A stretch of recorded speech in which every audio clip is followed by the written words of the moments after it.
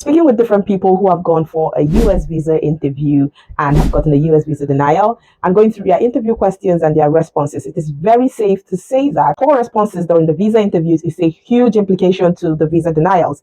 Now, why it is not possible to tell anyone what to say and what not to say in the visa interview, obviously, everyone has a unique story, everyone have their experiences, and surrounding their visa application. But then I think there are guidelines that can guide people as to what you should not say, or a general principle as to how you can handle interview questions. I want you to have this in mind. If you're applying for a US interview, it doesn't matter whether it is a visit visa or a study visa, regardless of what kind of visa it is. While that interview may last for a very short time, it's very important to put in all the efforts and make sure that you know what are the right things and what are things that are safe for you to say and not to say in a visa interview. And that's what we're going to be looking at in this video today. Hello everyone, my name is NJ if you're seeing me for the first time, and thank you so much for watching the video. And to all my returning viewers, thank you so much for all your engagements, your likes, shares, comments.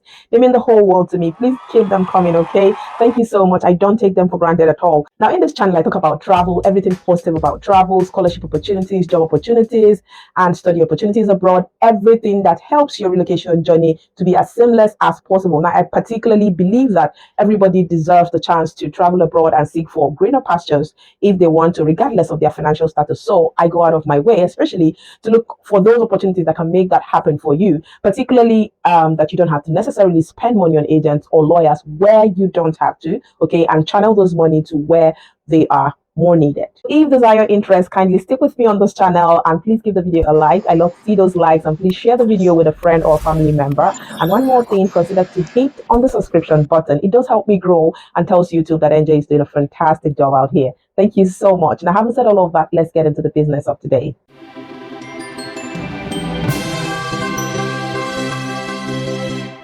So one of the persons I was speaking to said he was asked something about his program, like why was he going for the particular program he was going for. Okay, he was going for an MSc program and he did apply for a study visa. Okay, and he said he was very passionate about his program, and I was like, is that all? Is that all you said? I can't believe you said just that. I mean, come on. That's not going to fly the roof, right? Because that's not enough. I mean, you're going for an MSc program, not an undergraduate program, okay? If you were going for an undergraduate program at that level of life, passion alone is enough to drive you. But come on, going for an MSc, I would assume that you probably have worked as a degree holder or even have not, but at least you have seen some sort of real life, and probably you have some knowledge already. Okay, going for an additional one, you should have identified a problem that you probably feel that what you have at the moment is not enough to address this problem. So I have to go acquire more knowledge. Do you get that, right? So I think like somebody who's going for an MSc program or a PhD program, anything above BSc, should have something more than passion driving them to go. So let's say, for example, I was going for a cybersecurity course, and maybe I work in the banking industry and I'm applying for a study visa, okay? And I'm asked why are you going for cybersecurity? And I say, well, in my few years of working in the bank, we have experienced a huge ton of financial crime, okay, which has overwhelmed the banking system and all of that. And I want to be able to contribute, by creating softwares or platforms that we can integrate to our financial system or whatever, and helping to curb these financial rates. So, and that's why I have chosen cybersecurity. The skills I will acquire from cybersecurity, I feel, will equip me with the necessary knowledge that I need and skills that I need to be able to create softwares, programs that would help to curb financial crime. So that sounds like more like somebody who is goal oriented, more like, do you get what I mean? Do you agree with me? Let me hear what you think in the comment section. Another question I see people answering really poorly in their US visa interview is question related to sponsorship, especially people going for study, okay? Especially people coming from Africa. Now in Africa, it is okay for people, third party relatives, okay, maybe auntie, uncle, or people completely out of the family circle, sponsoring you for your studies. And in the African context, this is very okay and relatable, right? But I know you may argue it, but I'm telling you, it is not okay to go to a US visa interview and just say my auntie or my uncle is sponsoring me without a substantial reason. I feel like it's I know an African may not necessarily relate to this, right? Because we are used to this, okay? But it wouldn't really make sense to the visa officer that your auntie or your uncle is sponsoring you. They want to know why. Why is the uncle sponsoring you? Why is your auntie sponsoring you? Like, it's okay if it's your mom or your dad sponsoring you, okay? Your parent, right? It's not rocket science for anybody to understand why your dad or your mom is sponsoring you. Okay, that's very relatable to anybody, regardless of where they're from.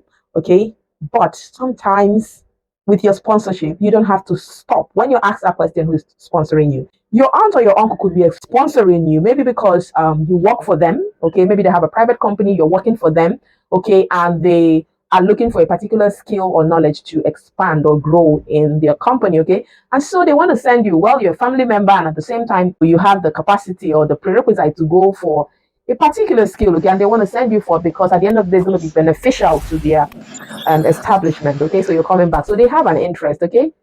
You may want to say that, okay? Or it could be that you're an exceptional student, okay? Maybe you have been an A student from high school and all of that. And so because of your exceptional intelligence, right, your auntie or your uncle have given you a scholarship, okay? So they placed you on a scholarship, and, it's like a reward for your hard work. So anybody can give you a scholarship, an organization, an individual can also give you a scholarship. So it could be your auntie or uncle. So when you say things like this, it's clearer. They may not go ahead to the second question to say, why is your uncle or auntie, but trust me, I'm sure they want to understand why. So if you answer it that way, it kind of makes more sense. Now, I know a lot of people might not relate to the need to explain why their aunt or their uncle should sponsor them, but trust me, that is the right thing to do, okay? Especially if you're going to an embassy. They may not ask you the second question, why they are sponsoring you or not, but trust me, that question, I think, is at the back of their mind. So if you give your answer like that, I think you're giving a better answer, and you stand a better chance to get your visa approved. A lot of persons might not agree with this opinion, and that's okay. Let me know what your opinion is in the comment section. Now, another question I think people struggle with a lot is, especially people going for the study visa, is maybe why the US or why your particular college, okay? The reasons behind your choice of college, okay? And for you to effectively answer this question, you must have thoroughly done your research about your college. You must understand if or the advantages your college have over other colleges that are offering the same program. You have to know this, okay? These are the reasons why you have obviously chosen this college, and you should be able to present this advantages your college have to the visa officer. And as well, you need to know the environment. Let's say, for example, your school is in California or it's in the New York. You need to know, like, are there things particular in New York, if you were going to New York, okay? Are there things in particular in New York that interest you as a person, not apart from the college as well? Maybe if you're a sports person, okay, maybe there's a special kind of sports that you have interest in, okay?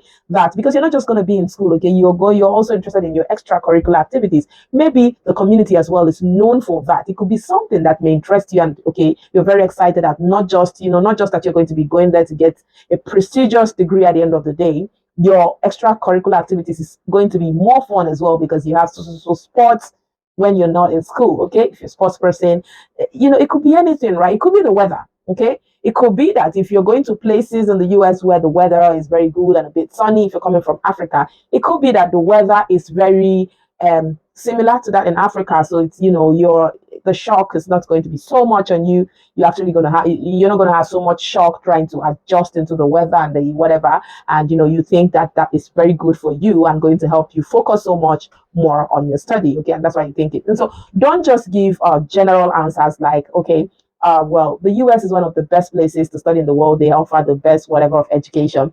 Everybody could say that. That's more like a general answer.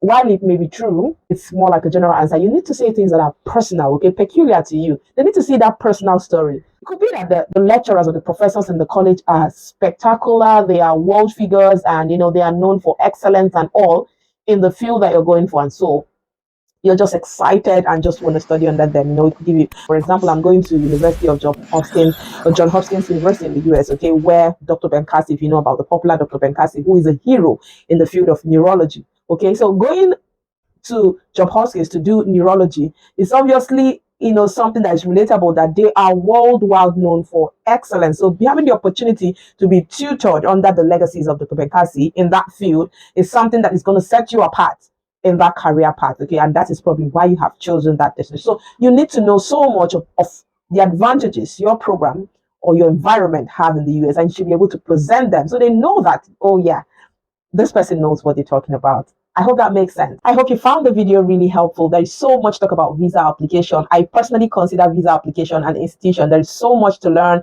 to improve your chances of getting an approval in your first application. And if you have previous denials, I mean, there is so much to do to improve your chances of getting an approval in your next application. Okay. And I know some of you would disagree with some of the things I have said, and that's okay. Let me know what you think in the comment section about all of the advices that I have given. If you disagree with any of them, that's okay. Let's hear your thought. Okay. And if you have experiences that you probably want to share, let's hear them in the comment section. Okay. And I'll see you guys in my next video. Please remember to give the video a like. Okay. Love to see your thumbs up, and stay safe and out of trouble.